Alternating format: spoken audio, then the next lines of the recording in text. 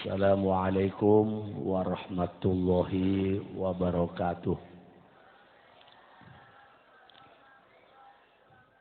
Bismillahirrahmanirrahim. Alhamdulillahi hamdas syakirin. Wassalatu wassalamu ala sayyidil awwalin wal akhirin. Habibina wa syafi'ina wa maulana Muhammadin. ومولانا محمد الذي أدبنا بكثرة الشكر إلى الملك الغفور وعلى آله وصحباته وأهل بيته ومن تبعهم بإحسان إلى يوم الدين لا حول ولا قوة إلا بالله العلي العظيم. أما بعد فقد قال الله تعالى في القرآن الكريم أعوذ بالله من الشيطان الرجيم وإذ تأذن ربكم لئن شكرتم لأزيدنكم ولئن كفرتم إن عذابي لشديد. صدق الله العظيم وبلغ رسوله النبي الكريم ونحن على ذلك من الشاهدين والشاكرين. Summa alhamdulillahi rabbil alamin. Kula saene matur ngangge bahasa Indonesia atau bahasa Inggris. Coba mawon nggih. Ingkang kula mulyakaken panjenenganipun pengasuh pondok pesantren Miftahul Huda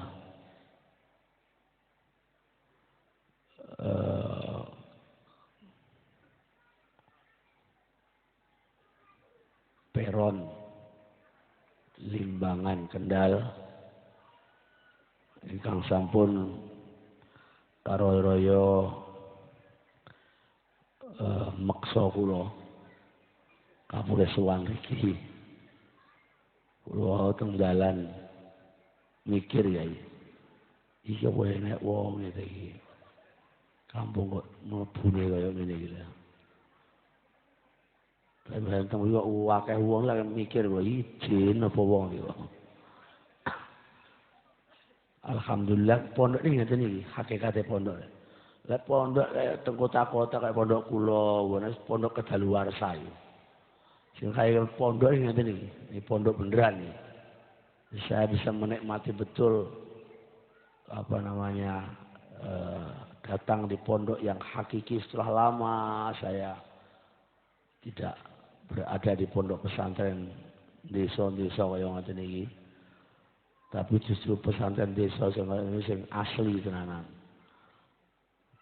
Jadi sing enggak kecampuran macam-macam. Cara ayam kampung. Telurnya lebih mahal dari ayam goreng. Mugi-mugi Pak Yai ini diparing kekuatan.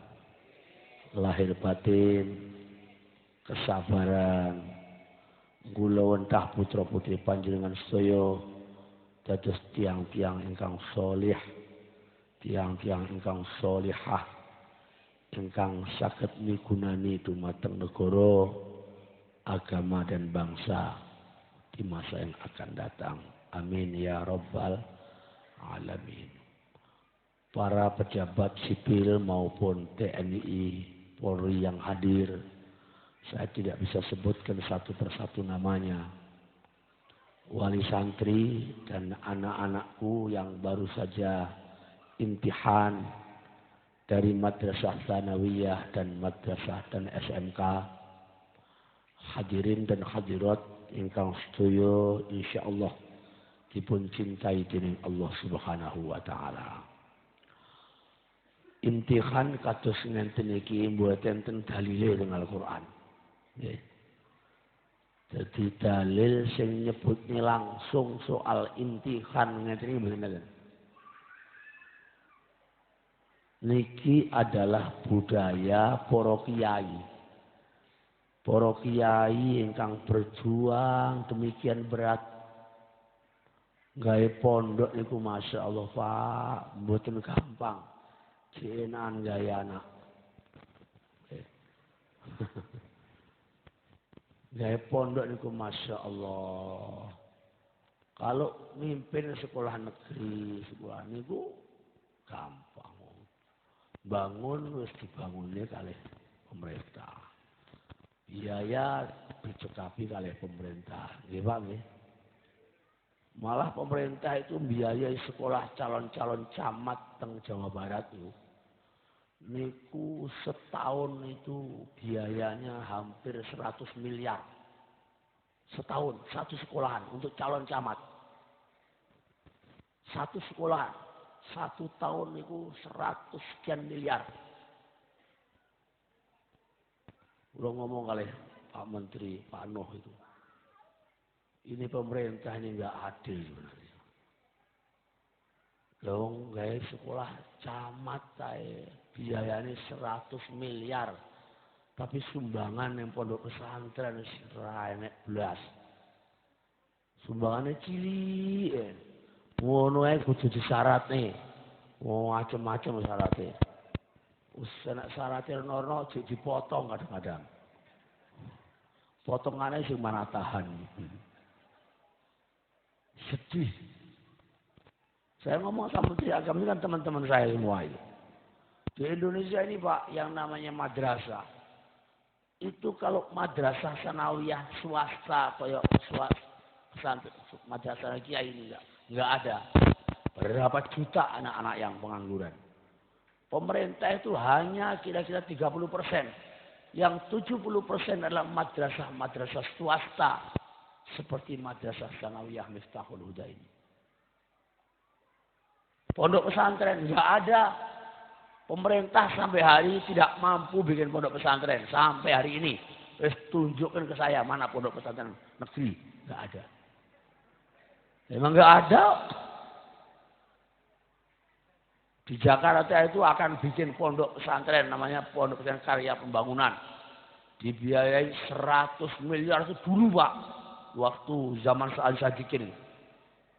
Tanahnya 100 hektar. Siswanya karena biaya mahal. Siswanya diambil tiap-tiap wali kota. Dipondokkan. Dibiayai oleh pemerintah. Alhamdulillah. Setahun kemudian muridnya melorot 50%. 2 tahun muridnya entek. 3 tahun sakyainya hilang pisan. Enggak ada sampai hari ini. Sampai hari ini tunjukkan kepada saya. Tidak ada satupun pesantren dibikin pemerintah. Artinya apa? Sampai hari ini pemerintah Republik Indonesia belum mampu melahirkan pondok pesantren di Indonesia ini. Ini fakta.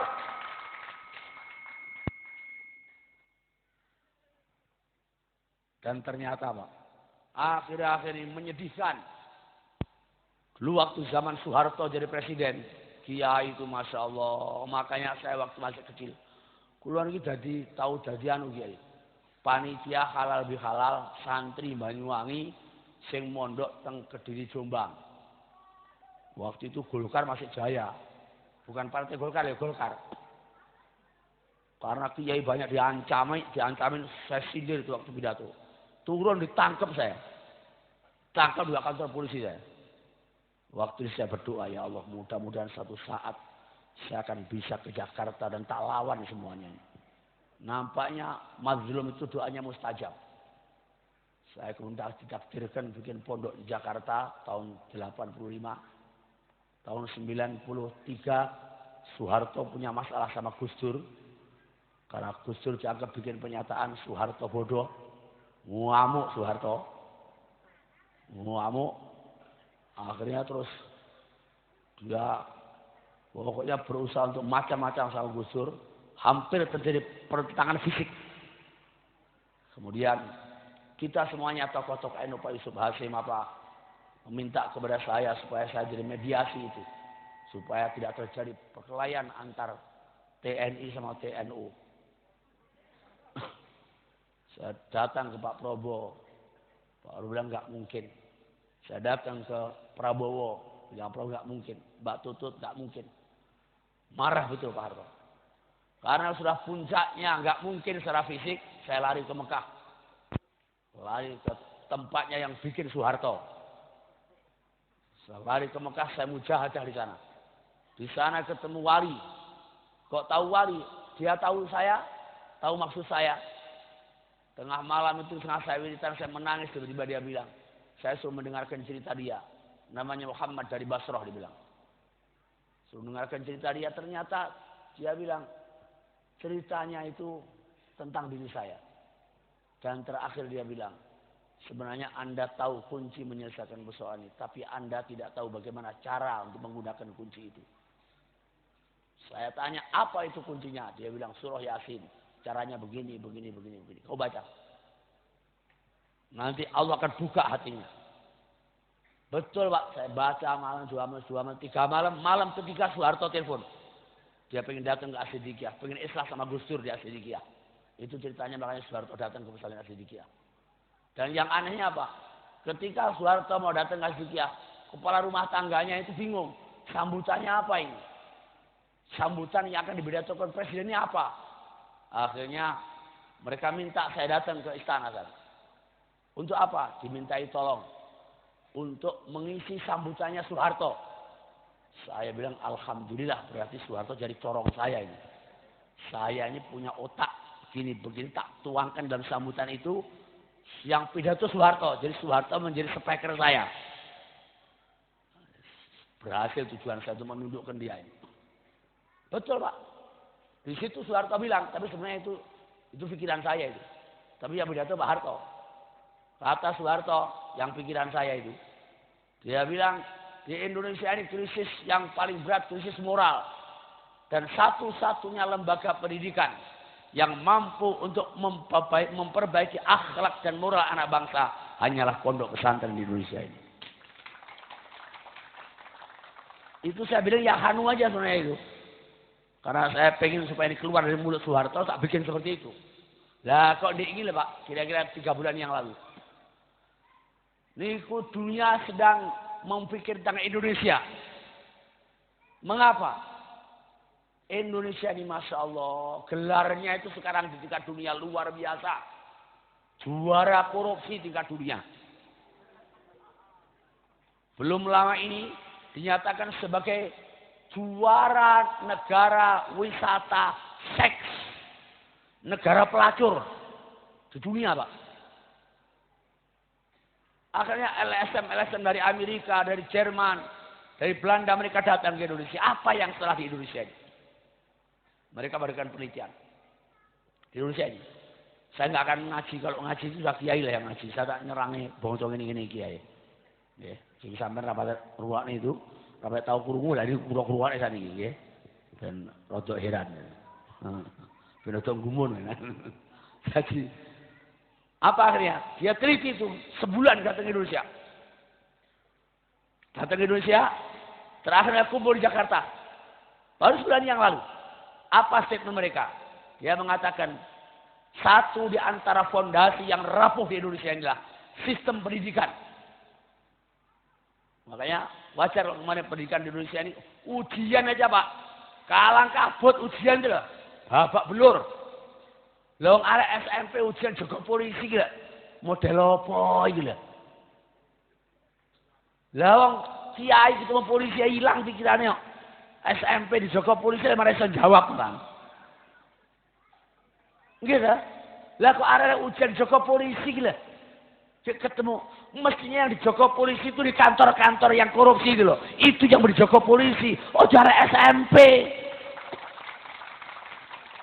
Enggak jelas pendidikan kita terus aja. Mesaknya jadi korban Pak ke dia. Apa kata mereka? Satu-satunya lembaga pendidikan yang bisa menjadi harapan anak-anak bangsa Indonesia adalah lembaga-lembaga yang selama ini dikesampingkan oleh pemerintah, yaitu lembaga yang namanya pondok-pondok pesantren di Indonesia, termasuk Iftahul Hidayah. Ini statement LSM yang datang dari luar negeri. Makanya kemarin 2 minggu yang lalu duta besar Amerika itu datang ke pesantren saya lengkap dengan wakil dutanya, sak rombongan semua datang ke pesantren. Hanya ingin tahu apa rahasia pondok ini sebenarnya. Saya bilang, pondok ini pada sistem yang benar. Apa itu sistem yang benar? Yaitu sistem yang telah diatur Al-Quran. Al-Quran mengatakan, Inna fi khalqis samawati wal ardi waqtilafil lail. Waqtilafil laili wan nahari la ayatin liulil albab. الذين يذكرون الله قياما وقعودا وعلى جنوبهم ويتفكرون في خلق السماوات والأرض ربنا ما خلقت هذا باطلا سبحانك فقنا عذاب النار. Inna fi khalqis samawati, sesungguhnya dalam ciptaan langit dan bumi. Langit dulu baru bumi. Padahal kita ini tinggalnya di bumi. Mengapa kok inna fi khalqis samawati wal ardi, bukan inna fi khalqil ardi was samawati? Kok enggak begitu? Padahal dalam kitab Balaghah itu diterangkan, kalau ada sesuatu yang didahulukan, itu menunjukkan ahammu minat takhir. Lebih penting dari sesuatu yang diakhirkan. Artinya apa? Dalam konteks ilmu pengetahuan. Maka yang paling penting kata Al-Quran, as-samawat. Sampai lihat, ilmu as-samawati itu apa? Bukan soal astronomi, bukan. Bukan saja itu. Tetapi ada satu hal yang mungkin kita semuanya tahu tapi kita tidak sadar. Bahwa langit itu sebenarnya persoalan agama. Mengapa? Karena ketika Rasulullah mengatakan as-sholatu imaduddin, sholat itu tiang agama, maka sholat itu diwajibkannya tidak di bumi ini, tapi diangkat di Mi'raj ke atas sana. Zakat, kalau anak-anak disuruh ilmu pertanian, zakat diwajibkannya di bumi. Cukup malaikat Jibril datang ke Muhammad. Puasa, semuanya di bumi. Tapi sholat tidak. Muhammad harus naik ke atas. Gini apa enggak? Gini apa enggak? Naik ke Sidratil Muntaha. Kalau Nabi ke Sidratil Muntaha, sampean nggak usah ke sana, nggak nyampe. Langit aja. Langit kan babak belur. Fi khalqis samawat. Artinya apa? Allah mengisyaratkan bahwa di dalam konteks ilmu pengetahuan ini, ad-din menjadi puncak. Dan orang kalau sudah bicara sholat, Pak, luar biasa. Inna fi khalqis samawat. Langit, langit, langit, langit. 7 langit. Jamak. Jamak. 7 langit. Mengapa? Supaya kita melihat ke atas di langit itu. Subhanallah. Di langit itu ada bintang-bintang yang kelihatannya cuma segede neker. Itu Pak ternyata menurut Badan Antariksa Internasional setelah diteliti ada satu bintang yang gedenya itu lebih besar 100 kali lipat dari gedenya dunia ini. Dunia ini. Ini satu. Ini satu bintang itu ada yang besarnya 100 kali lipat dari gedenya dunia ini. Sementara jumlahnya bintang yang di atas itu berapa? 350 juta miliar. Wes ngitung aja senep sampean. 350 juta miliar bintang yang di atas itu. Sekarang mari kita lihat. Tidak usah bicara bintang yang gedenya itu. Bicara soal peta bumi saja di sekolahan yang anak-anak belajar itu. Peta bumi itu adalah bola bumi, bola dunia itu. Itu saya tanya, Jawa Tengah kelihatan nggak di situ? Kelihatan apa tidak? Nggak kelihatan. Semarang, Kendal, apa nek? Ini desa apa jenengi? Peron, ya ketara blas. Panjenengan ketara enggak?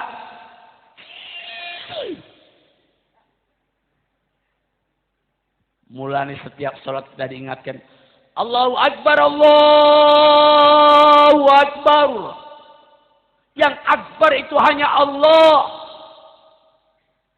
Kalau ilmu filsafat mengatakan, manusia ini mikrokosmos, alam jagat ini makrokosmos. Dijawab oleh orang-orang tasawuf, tidak, salah.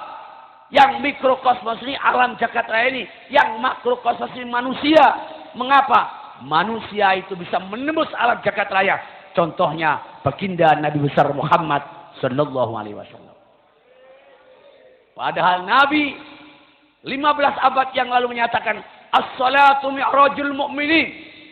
Kalau 15 abad yang lalu Nabi mi'raj ke atas ke Sidratil Muntaha, menembus batas alam yang tidak bisa, jangankan panjenengan, jangankan kita, Jibril saja nggak nyampe, Pak, tembus. Umatku kalau mau sholat, lek panjenengan kersa sholat, as-sholatu mi'rajul mu'minin. Di luar batas kemampuan manusia. Sekarang nggak usah jauh-jauh. Nggak usah jauh-jauh. Panjenengan gajinya berapa? Gajinya panjenengan berapa satu bulan? Bukan ngecek loh ini. Jangan-jangan ada gajinya lah ya. Panjenengan kalau suruh bikin pondok gini bisa nggak? Nggak sanggup, nggak sanggup. Nggak sanggup, nggak sanggup. Benar tuh. Saya tuh Pak pernah jadi DPR ya. DPR orang terdekat dengan Gus Dur. Ring 1 saya. Malah melarat saya, Pak. Gaji guru itu tanggal 45 baru ke gaji. Mulai kuapok encit saya, Des. Enggak mau lagi jadi DPR. Coba kiai ini, apa kiai pengusaha? Betul enggak? Betul. Bukan pengusaha, bukan pejabat, bukan orang kaya. Kerjaannya cuma bikin anak. Nah, anaknya banyak beliau kan. Anak-anak yang soleh kan. Bikin anak yang soleh kan ngajar, ngaji. Loh kok bisa berdiri kayak begini loh. Ini kalau tidak ada kekuatan ekstra tidak mungkin, Pak. Kekuatan ekstra itu yang menurut istilah Wali Songo dulu disebut barokah. Barokah itu khairun ilahiyun tatazayat. Kesayangannya Allah yang Allah itu mukhalafatul lil hawadith. Karena itu kesayangan Allah juga tidak sama dengan kesayangan manusia. Kalau kesayangan manusia itu iya karena budua iya karena stain. Kerja dulu baru datang pertolongan itu. Nanam padi dulu baru 4 bulan 10 hari panen. Belum nanam kok panen maling sampean. Gini betul. Transaksi dulu baru ada untung. Kerja dulu baru ada upah. Allah tidak. Tidak usah kamu kerja. Tidak usah kamu nanam padi. Tidak usah. Aku kirim rezeki itu. Bukan rezeki yang kau cari. Tapi rezeki yang mau berkita. Contohnya bayi-bayi panjenengan. Yang dititipkan di perut ibu panjenengan. Istri panjenengan. 9 bulan 10 hari anak-anak di ada perut di perut ibu-ibu semuanya. Pernahkah bayi-bayi itu mencari susu keluar? Apa ada bayi di perut ibunya cacik bubur keluar? Enggak ada. Lu kok bisa hidup di tempat yang sempit, pengap, ventilasi enggak ada, jendela enggak ada, pintu cuma satu berebut sama bapaknya anak-anak. Lu kok ingin saurep gila? Ada barokah, khairun ilahiyun. Yang oleh Mbah Wali Songo dulu Masya Allah didekat dengan kalimat barokah. Lek barokah ki abot wong Jawa ngomong itu. Pripun berkat. Lek wong Jawa kon ngomong kalimat syahadat niku abot. Dilatih kon maca asyhadu alla ilaha illallah wa asyhadu anna Muhammadar Rasulullah. Keluarnya malah satu-satu lalala. Mulai kalau ngomong jimat kalimat syahadat abot. Ya yes, nggak usah lah. Jimat kalimat sodo. Mulai dakwai kiai-kiai ini podo kalih Wali Songo. Yang susah saja mudah semuanya. Bulan, nggak usah bulan Ramadan, nggak usah. Bulan poso. Karena tujuannya posonya itu. Itu hebatnya para wali-wali songo dulu itu. Kiai juga begitu. Kalau profesor kan enggak. Yang mudah dipersulit. Makanya botak semua profesor itu. Sama anak Jakarta bilang, bumbu masak, miwon. Profesor botak, blon. Mengapa yang mudah jadi susah? Kalau kiai tidak, yang susah dipermudah. Berkat. Berkat itu apa? Berkat itu biasanya keluarnya setelah tahlilan. La ilaha illallah, la ilaha illallah. Baru keluar berkatnya. Gini apa nggih? Sak durunge tahlil niate napa? Nawaitu taqarruba ilallahi la ilaha illallah. Artinya apa? Saya niat mendekatkan diri kepada Allah. La ilaha illallah. Setelah dekat dikasih berkat. Khairun ilahiyun. Dan Indonesia ini Pak ternyata mengakui berkat itu. Buktinya apa? Di Mukadimah Undang-Undang Dasar 45. Berkat rahmat Allah Tuhan yang Maha Kuasa. Dihantarkanlah kita kepada pintu gerbang kemerdekaan Republik Indonesia. Ini artinya apa? Secara konstitusional Indonesia mengakui berkat. Jadi kalau ada kelompok-kelompok yang anti berkatan, anti tahlilan, lebih baik keluar dari Indonesia. Islam kok anti tahlilan, goblok itu. Paham nggih? Paham nggih? Jadi ada yang luar biasa. Lek cara wong Jawa sekarang delalah kersane ngalah. Banyak hidup yang delalah kersane ngalah. Nopo sampean itu pernah merencanakan hidup sebelum ada dulu? Enggak ada. Moro-moro bapake panjenengan ngetengi mbok panjenengan, panjenengan mbok meteng atau metu. Apa rencana sampean dulu? Saya nanti hidup tahun sekian, mati tahun sekian, enggak ada. Tanpa planning. Without planning, tapi by insiden. Datangnya insiden, kecelakaan karena bapak panjenengan ngumeng karo ibuke dimetu sampai akhirnya. Ini kuatnya faktor delalah kersane ngalah. Lu kok ngoten Mbak Kiai? Iya. Wong ternyata ada orang yang kaya raya. Inul itu kaya raya, punya duit banyak. Enggak meteng-meteng, Mbak. Pengen punya anak enggak meteng-meteng. Operasi di Jerman enggak meteng-meteng. Itu Inul. Lah tetangga saya itu ada yang melarat, miskin, utangnya banyak. Anaknya 5, cek meteng neh. Seneng nih karo puskesmas itu. Seneng nih sampai bucet deh. Apa melu panjenengan mampu? Ya nos, kayak kondom. Kayak kondom, melu kayak kondom ya. Kayak kondom. Lah kok kecelakaan toh? Kayak kondom niku lho. Cek metu neh. Meteng neh. Pusing niku doktere. Melahirkan itu malah kondomnya mlebu tangan kayak petinju ngoten.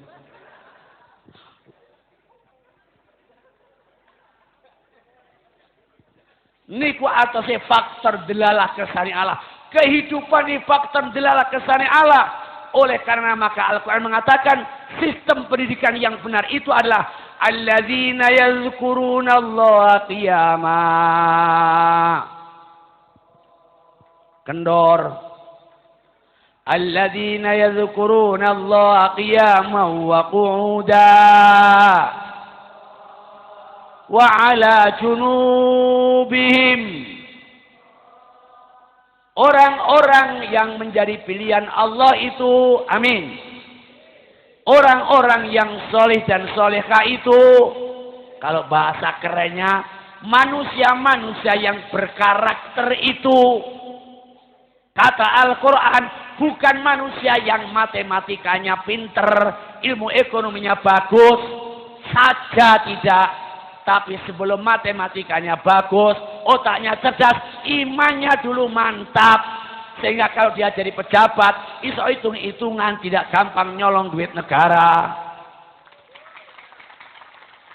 Gila bangge? Gila bangge? Mengapa Indonesia ini? Kok banyak sekali orang yang jadi pejabat masuk penjara, pejabat masuk penjara. Mengapa? Karena cuma cerdas dong, tapi imannya lemah. Mengapa kok lemah? Koreksi. Lihat di pendidikan nasional. Anak-anak belajar agama seminggu cuma 90 menit, Pak. Dihitung diakumulasikan setahun, itu cuma 3 hari belajar agama. Setahun cuma 3 hari. Terus isopo terusan. Jadi kalau hari ini Indonesia dicap sebagai negara koruptor terbesar, negara wisata pelacuran terbesar. Saya ngomong nggak usah diperhalus, Pak. Kadang-kadang diperhalus orang nggak takut. Koruptor maling juga sudah. Koruptor nggak ngerti kan, dianggap traktor ya malahan. Pelacur, PSK, apa PSK itu pelacur itu aja, terlembuk. Menyedihkan. Masa ketuhanan yang Maha Esa kayak seperti ini? Karena itu, ini produk dari sistem pendidikan yang salah. Apa itu? Agama dinistakan. Padahal Indonesia ini merdeka dikatakan berkat rahmat Allah, Tuhan yang Maha Kuasa. Berkat atas kebaikan Allah. Ini pengakuan konstitusional, Pak. Lek mboten enten berkat gak akan merdeka kita, Pak. Secara rasional 65 tahun yang lalu tentara kita cuma punya bom runcing. Melawan Belanda punya pistol, bedil, bom, mortir, meriam.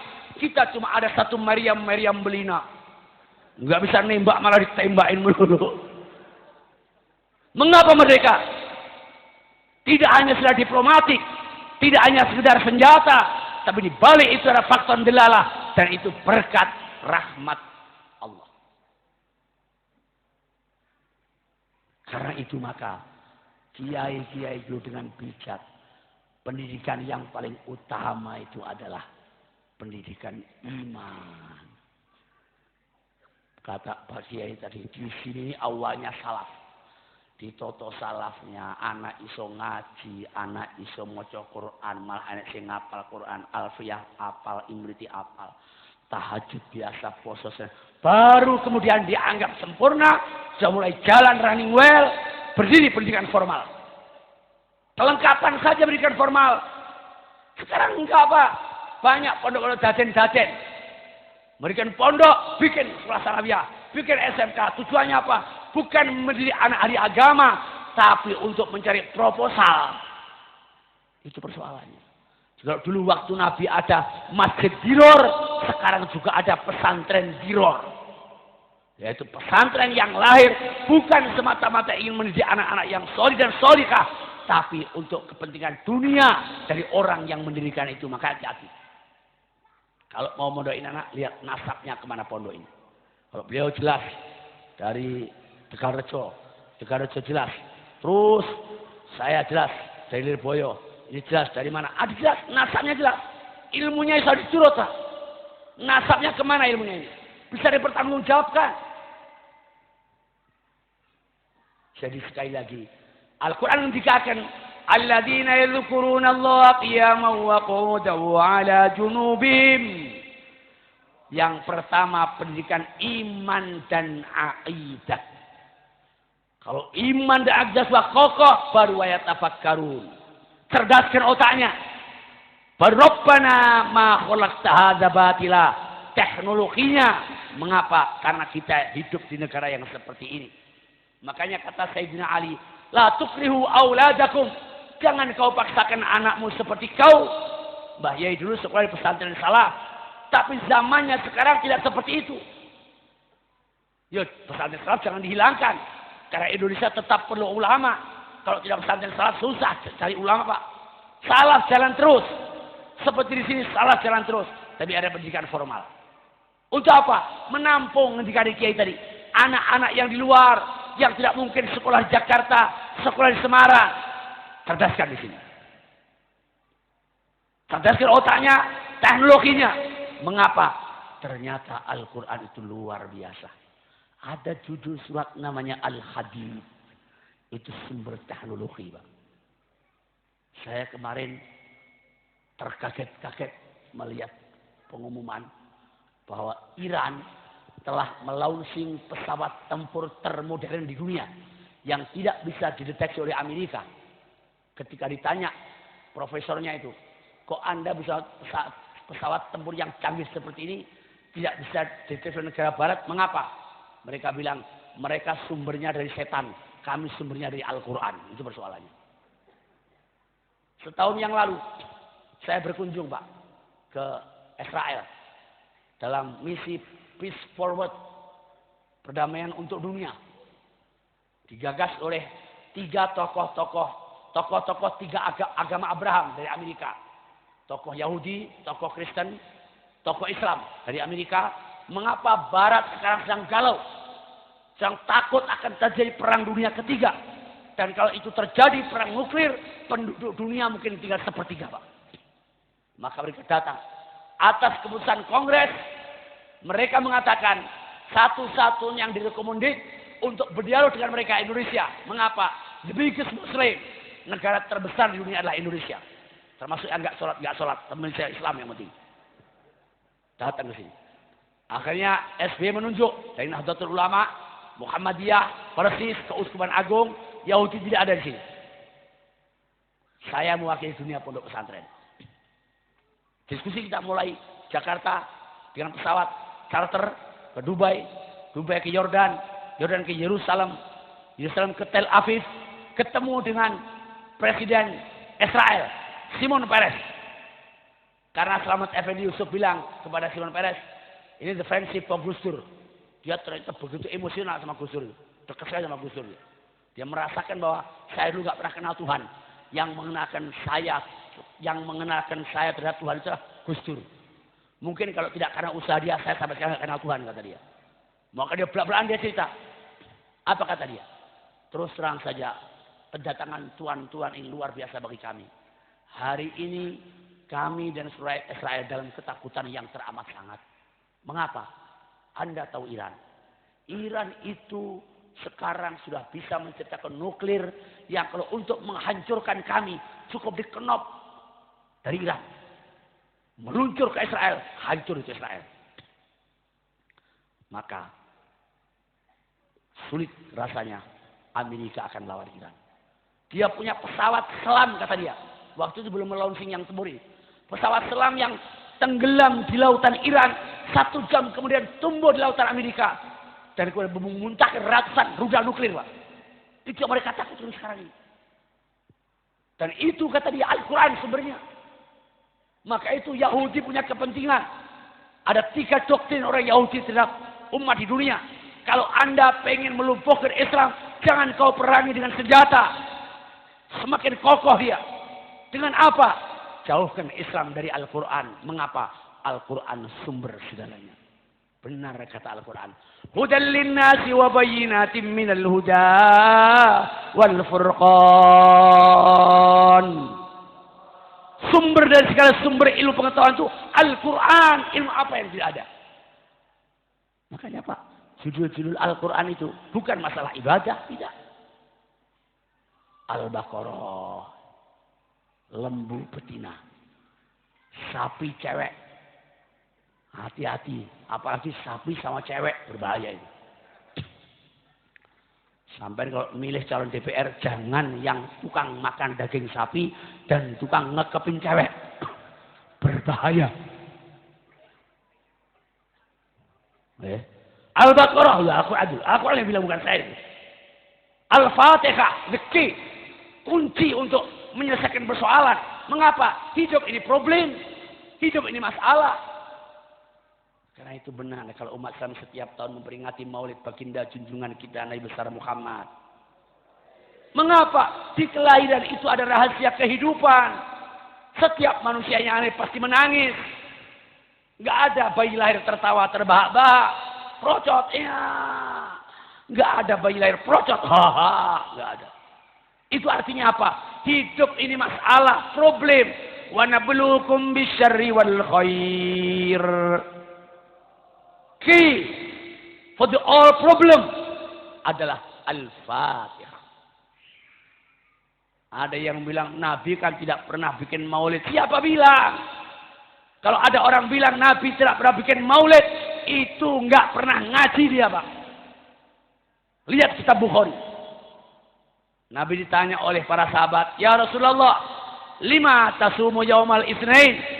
kenapa sih kok engkau itu setiap Senin selalu berpuasa ya Rasulullah?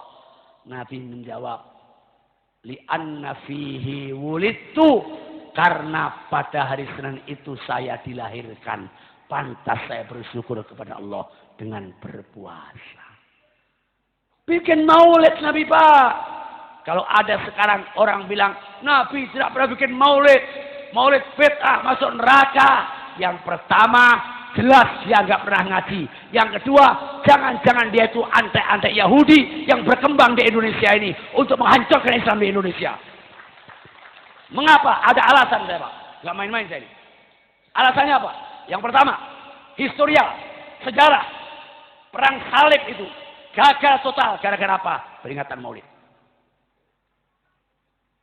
Konsolidasi total. Lakukan Salih Adil Al-Ayyubi. Yang asalnya Islam tidak diberikan menang. Tentara salib yang demikian gemilang. Dengan peringatan maulid konsolidasi tertata rapi. Akhirnya tenggelam itu tentara salib. Yang pertama. Yang kedua, kata Simon Peres.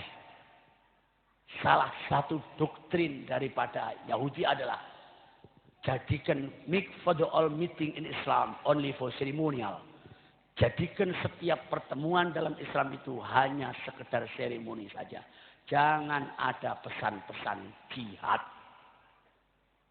Jangan ada pesan-pesan dakwah. Itu yang membuat Islam menjadi kuat. Bikin pertemuan itu hanya baca berjanji, bungkus berkat pulang. Tahlilan, bungkus berkat pulang. Tibaan, bungkus berkat pulang. Jangan ada pesan-pesan dakwah. Itu yang bikin Islam maju. Makanya hari saya tegaskan sekali lagi. Kalau ada kelompok-kelompok yang anti maulid, anti Isra Mi'raj, anti imtihan seperti ini. Jangan-jangan mereka antek-antek Yahudi yang berbaju Islam. Untuk menghancurkan Islam dari dalam. Pak. Hati-hati. Hati-hati. Ini literaturnya jelas. Tidak main-main saya ngomong. Hadirin dan hadirat sekalian. Yang ketiga apa? Yang ketiga, don't you give. Jangan kau berikan kekuasaan. State for the Muslim. Jangan kau berikan kekuasaan kepada umat Islam. Mengapa? Muhammad itu berjuang berhasil dengan gemilang.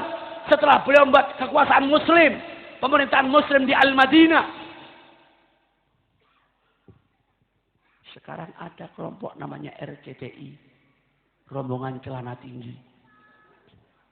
Islam dina bobok pada dia. Islam perlu kembali ke masjid. Zikir, sholat saja. Nggak usah ngurusi pemerintah. Nggak usah ngurusi DPR. Nggak usah ngurusi bupati. Nggak usah gubernur. Polisi nggak usah. Biar preman saja yang ngurus. Mau jadi apa negara ini? Ketika saya datangi tokoh mereka dari Mekah sana. Saya pikir orang Arab. Ternyata tokohnya dari India kebanyakan. Bisa bersehari saya. Karena mereka minta supaya saya masuk ke kelompok itu. Saya tanya, tujuan apa? Sejarahnya kayak apa? Terus ternyata puncaknya. Mereka tidak mau ada kekuasaan dalam Islam. Tidak ada politik dalam Islam. As-siyasatun najasah. Dalilnya apa? Itu gara-gara politik Sayyidina Husain. Dipenggal lehernya Pak. Di Madinah. Kemudian ditusuk di atas tombak. Dibawa ke Syria. 1000 kilometer. Diangkat. Gara-gara itu mereka tidak mau bersiasa. Saya bilang, Nabi itu mbahnya Sayyidina Husain. Itu presiden Islam pertama. Membuat undang-undang dasar 45 namanya Ad-Dustur Al-Madinah. Al-Misak Al-Madinah. Setelah apa? Setelah Nabi berdakwah di Makkah Al-Mukarramah. Gagal sih tidak, tapi stagnan dakwahnya. Nabi yang berjuang pagi, siang, malam pagi. Malah dijawab oleh mereka. Liyusbitu ka'au yaktulu ka'au yukrijuk. Nabi akan dipenjara. Nabi akan dibunuh. Nabi akan diusir dari Mekah. Mengapa? Dakwah Nabi hanya sebagai ustaz. Sebagai Nabi dan Rasul. Tidak punya kekuatan politik. The political power tidak ada. Karena itu Allah perintahkan Muhammad, kamu hijrah. Kemana ya Allah? Yathrib. Yathrib itu negeri tandus. Pak. Negeri tandus yang terkenal dengan wabah panas. Sehingga orang tidak berani bertempat di tempat itu. Dikasih nama Yasrib. Yasrib itu cucunya Nabi Nuh dari Yafid. Nabi Nuh punya anak 4. Yang satu tidak punya keturunan, tenggelam bersama banjir. Namanya Kan'an. Yang kedua namanya Ham. Yang menurunkan orang-orang Afrika. Yang hitam-hitam, yang kuning cuma giginya doang. Yang ketiga, yang menurunkan orang-orang Afrika. Namanya Sam. Tinggi-tinggi, hidungnya mancung, kulitnya putih, rambutnya merah. Ini serasi. Dan di Semarang, anak kecil pendek, hidung pesek, rambutnya dicat merah. Malah kayak tuyul jalan di waktu malam. Yang keempat, Yafid. Yafid melahirkan Yasrib. Yasrib itulah yang dipakai nama di kota yang akhirnya Nabi pindah pakai Al-Madinah. Mengapa? Kampung itu sebagai kampungnya orang-orang yang suka kena penyakit panas. Maka itu dibuat dalil kalau orang-orang tua kita kalau punya anak sakit-sakitan dipindah namanya. Maka ketika Nabi mau masuk Madinah berdoa dengan 2 hal. Apa doanya? Ya Allah, Allahumma habib ilainal Madinah kahubbina Makkah. Wa angkul hummaha jufah. Ya Allah, ya Tuhan kami, cintakan kami semua dan sahabat-sahabat kami kepada Al-Madinah seperti kami mencintai Mekah. Artinya apa?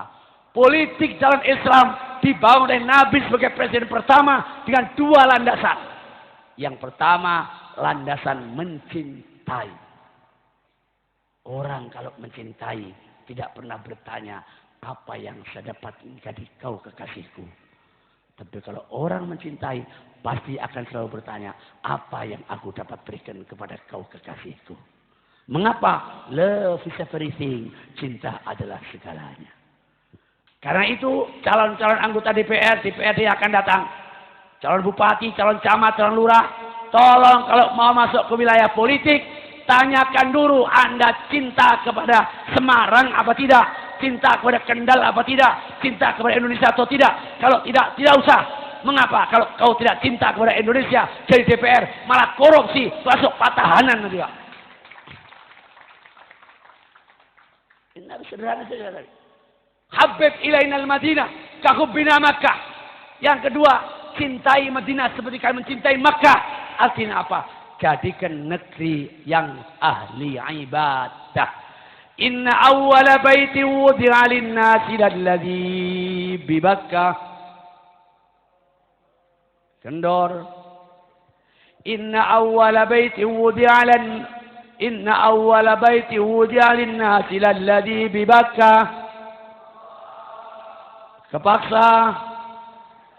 Lalladzi bi Makkah mubarakan wa hudan lil alamin. Allah memproklamirkan Mekah itu bukan negara kurma, bukan negara minyak, bukan negara apa tidak.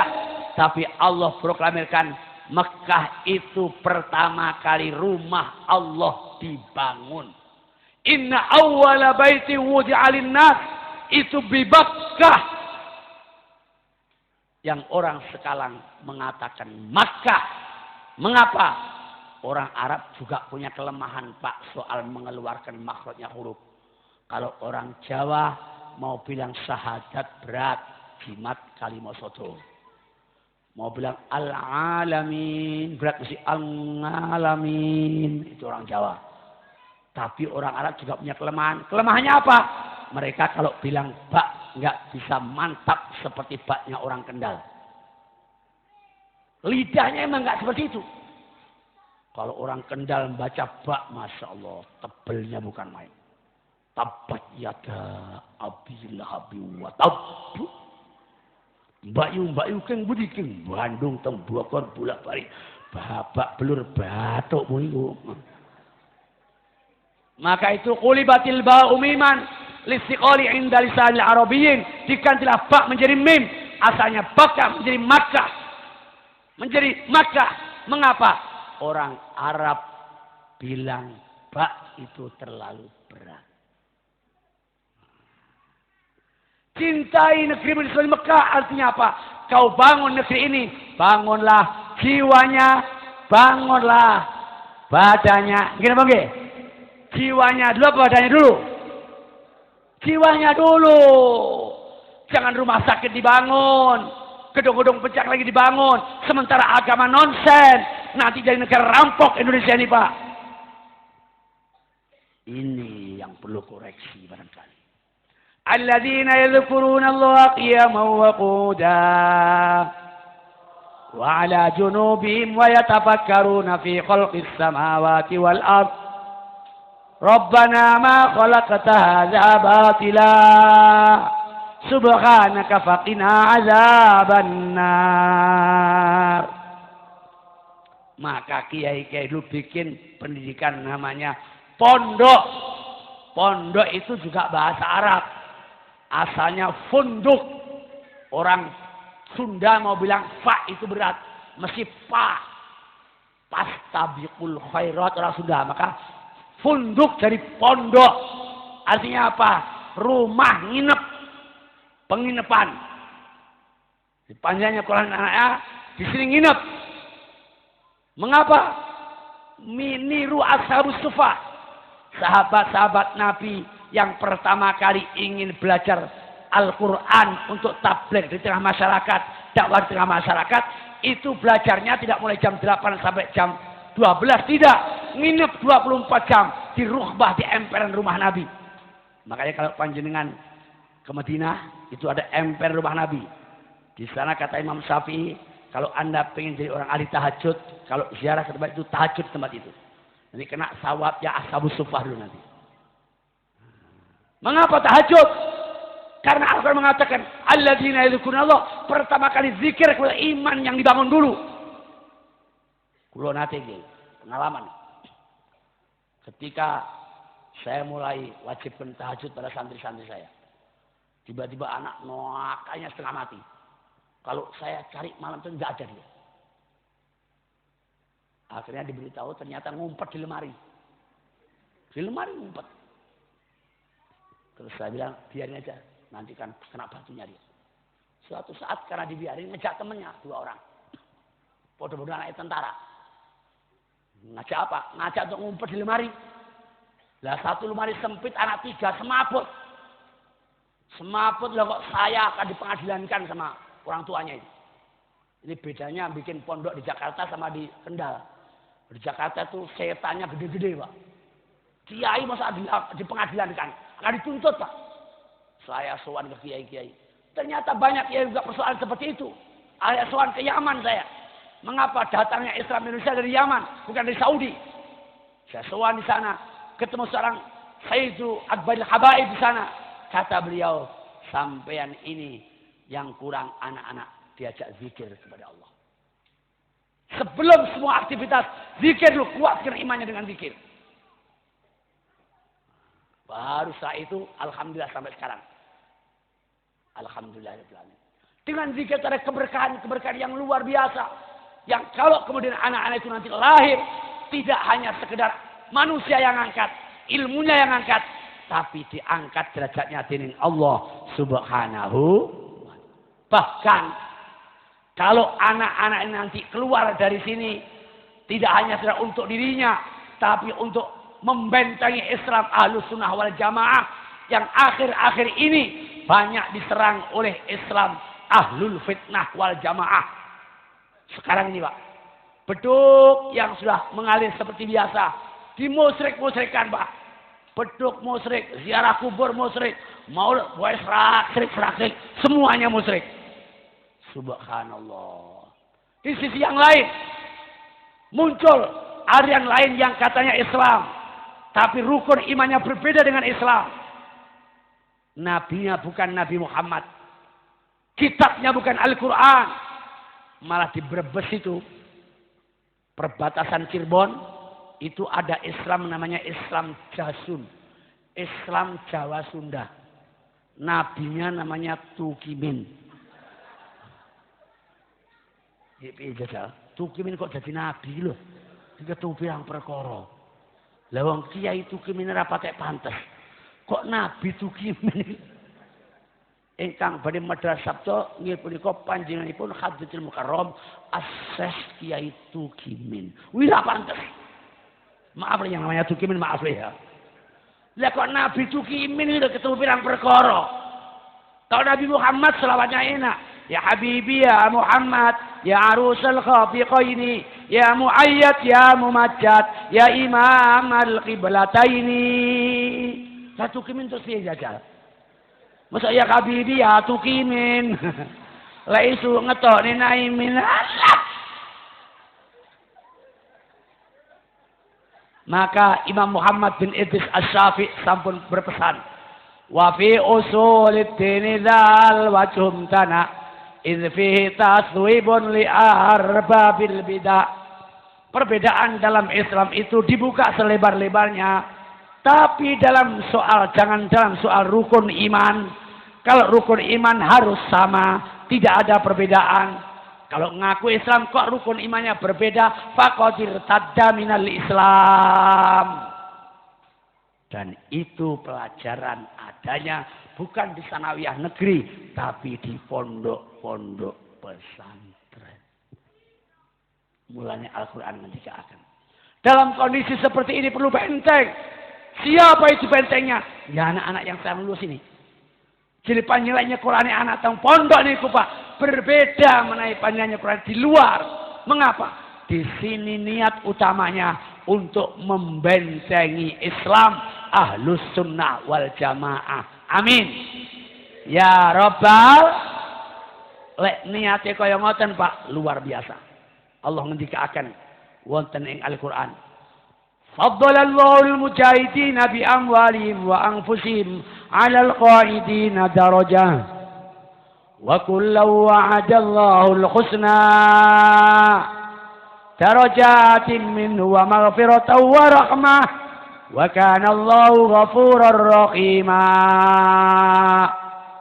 Nyekolaken anak teng pondok Miftahul Huda niki entuk pangkat derajate diangkat dening Allah mapinten-pinten derajat. Amin. Dosa panjenengan disepuro dening Allah dan kehidupan panjenengan keluarganya disayangi dening Allah Subhanahu wa taala. Mulane teng pondok niku salah satu yang dibiasakan membaca wiritan.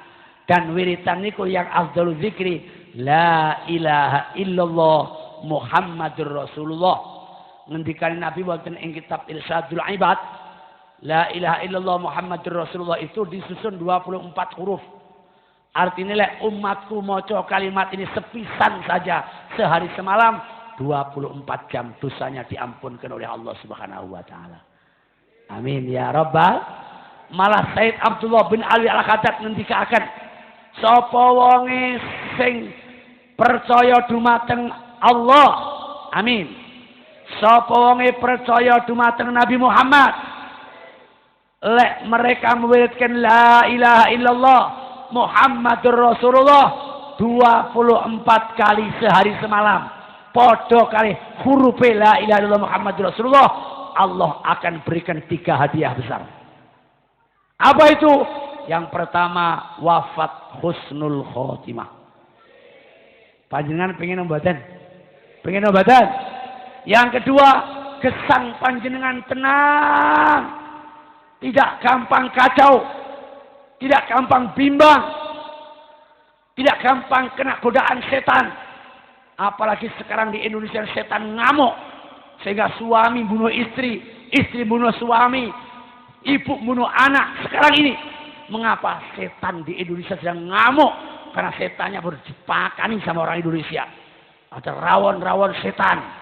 Bakso gendruwo. Rujak kuntilanak. Mana setannya ngamuk sekarang. Bagaimana supaya melawan mereka? Yang paling menjadikan hari ini Pak. Bangsa Indonesia menangis. Lihat di televisi. Anak SMP sudah jadi germo. Dan senuke yo podo arek SMP ini. Masya Allah. Ngelus dodo Pak. Itu artinya apa? Peringatan Allah. Umat Islam Indonesia. Kalau Anda ingin tidak terjebak itu. Agama. Dan jawabannya adalah pondok pesantren Miftahul Huda yang kita cintai ini. Di rumah. Jangan lupa zikir. Wala dzikrullahi akbar. Ay akbarul wasail. Ngendikane tafsir Al-Wajiz. Akbarul wasilah untuk menyelamatkan bangsa ini banyak berzikir. Anak-anak modali mereka untuk baca La ilaha illallah.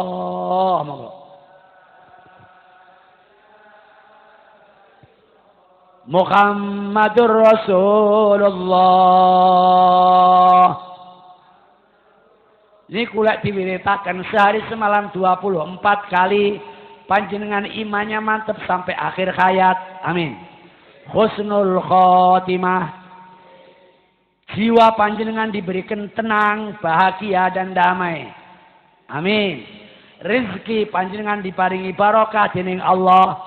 Mendatangkan buah-buah kenikmatan yang tidak hanya di dunia sampai di surganya Allah Subhanahu wa ta'ala. Allah ngendikaken wonten ing Al-Qur'an, alam tara kaifa daraballahu mathalan kalimatan thayyibah thayyibatan kasajaratin thayyibah asluha sabitun wa far'uha fis sama' tu'ti ukulaha kullahin. Mulane kangge oleh-oleh nggih. Selain pesan saya pengen selamat anak panjenengan, amin.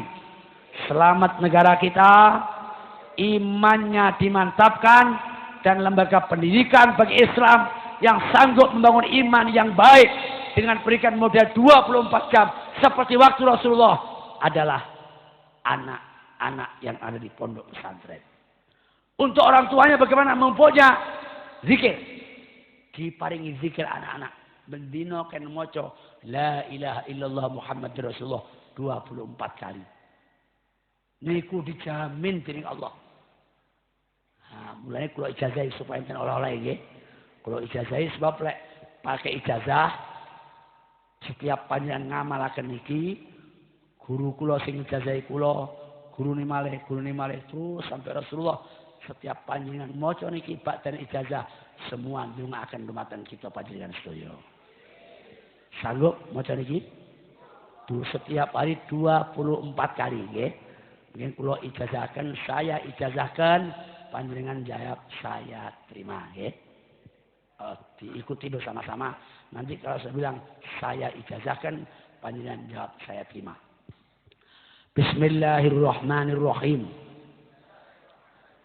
Bismillahirrahmanirrahim. Asyhadu an la ilaha illallah wa asyhadu anna Muhammadar Rasulullah.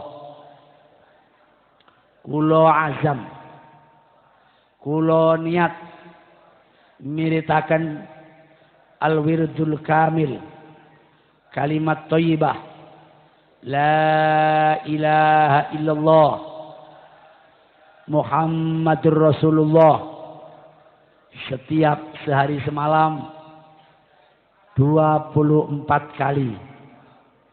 Ijazah dari mujis saya, dari mujis-mujisnya, lillahi ta'ala, saya ijazahkan.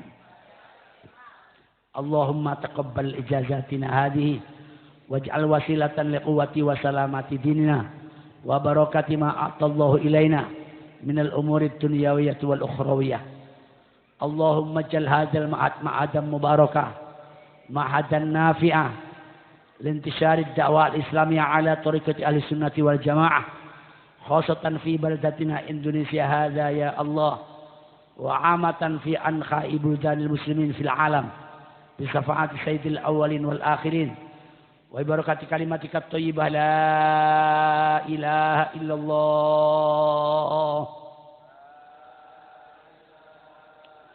Muhammadur Rasulullah.